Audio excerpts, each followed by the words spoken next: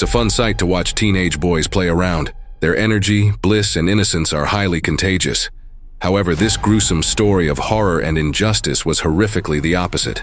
November 13th, 1999, 3 p.m. A 15-year-old boy's tortured corpse was found on the grass near his school. Suspects, 3 of his classmates. According to the autopsy reports, the 3 perpetrators played around for 2 hours by torturing their lone victim. Initially, they stripped the victim naked and stabbed him 49 times. They then started playing with his body by kicking his head at least 60 times as they played football penalty shots. Using the victim's back, they played tic-tac-toe by carving the turns using a cutter.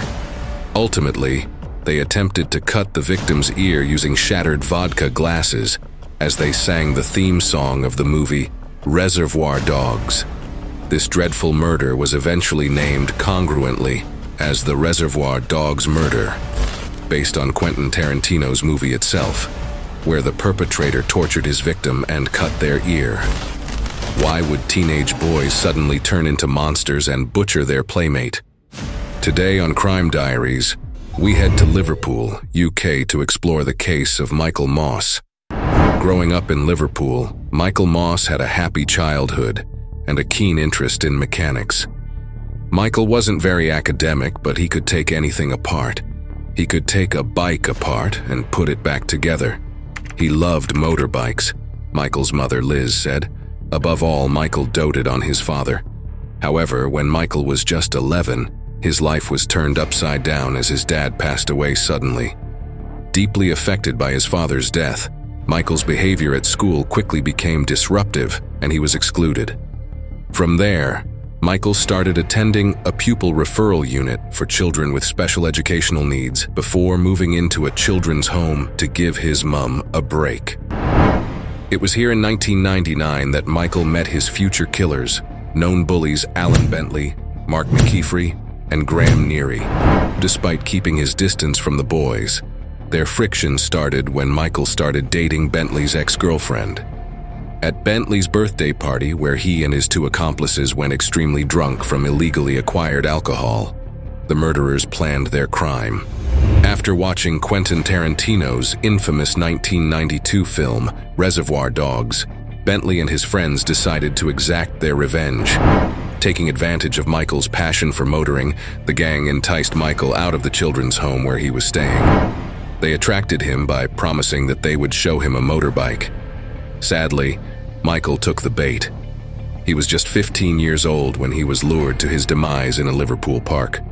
Arriving at Moss Lane Park, Michael was jumped by Bentley and McKeefrey, who savagely attacked him.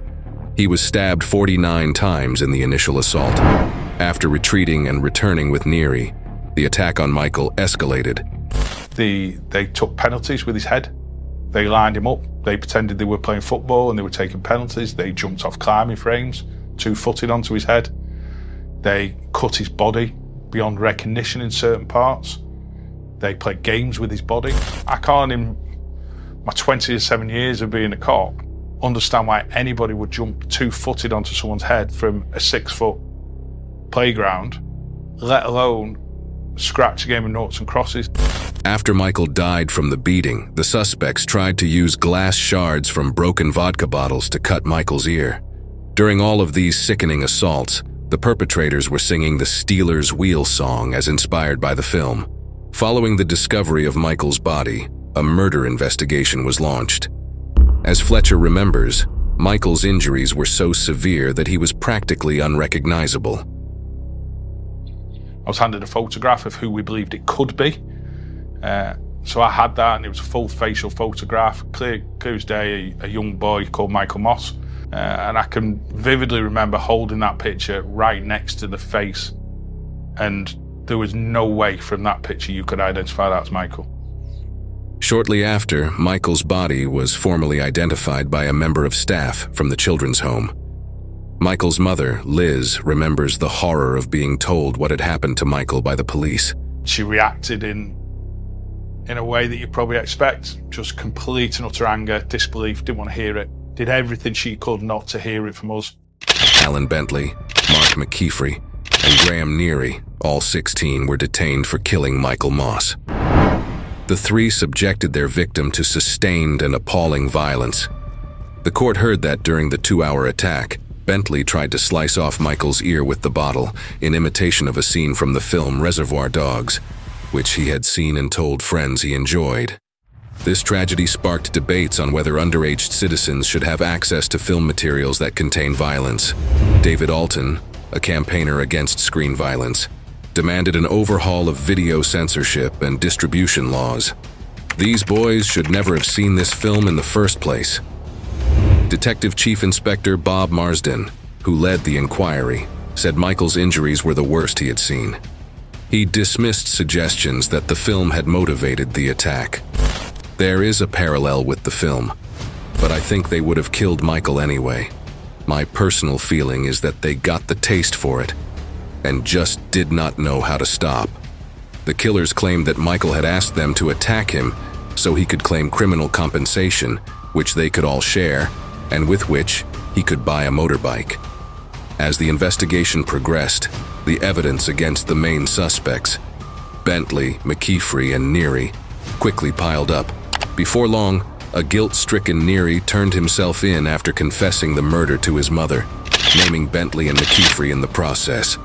With enough evidence to charge the three boys with murder, police then broke the news to Michael's grieving mom.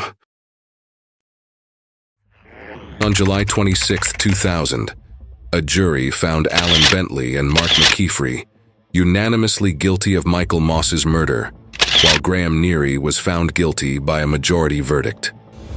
McKeefrey and Bentley showed no emotion, which probably fits into what we've heard about their mindset and how they were, jury Luke Traynor notes. However, due to juvenile protection laws, Bentley and McKeefrey were only detained for a minimum of 10 years, and Neary for 9 years. To this date, the perpetrators were free, and one of them recently went viral on Facebook for being able to post selfies, showing off a good life.